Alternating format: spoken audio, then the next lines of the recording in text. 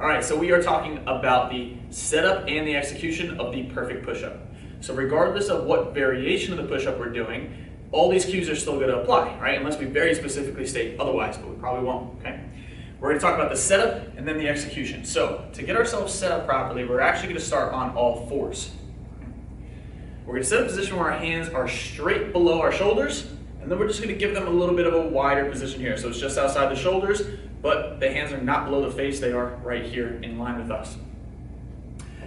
In order to set those shoulders from here, we're also not going to let those shoulder blades be stuck back together. So instead of being collapsed, we're going to press the ground away a little bit. Yes, as if you're trying to bring that mid part of your back to the sky. That's going to be the first piece of trying to get our head, shoulders, and butt in one line. So we have our shoulders set. We're going to keep that position there. We're going to get our head into this double chin, eyes looking right down at the fingertips. Boom.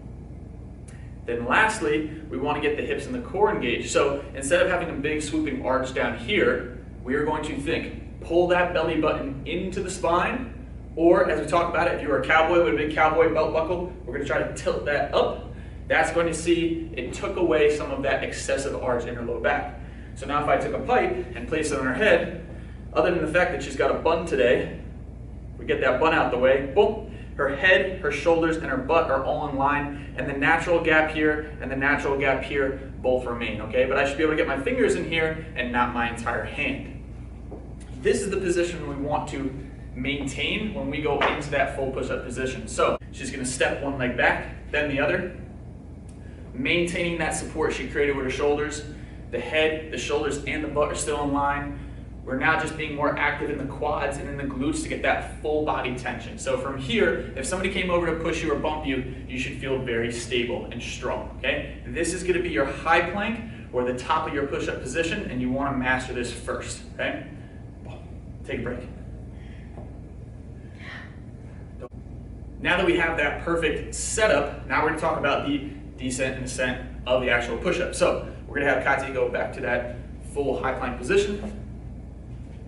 Boom. Again, she's got her head, shoulders, and butt locked in. A lot of tension throughout the entire body. As we lower ourselves down into the movement, we want to think elbows first, okay? And what I mean by that is if we think shoulders first, we're really likely to, boom, let those shoulders collapse back and rise up to the ears. Instead, we're going to think move through the elbows, and that's going to allow us to have a much stronger, go ahead and press up, boom, relax, a much stronger shoulder position, okay?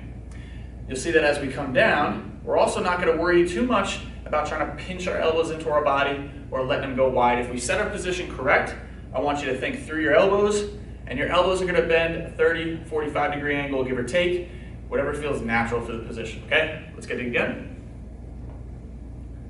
She finds that strong setup.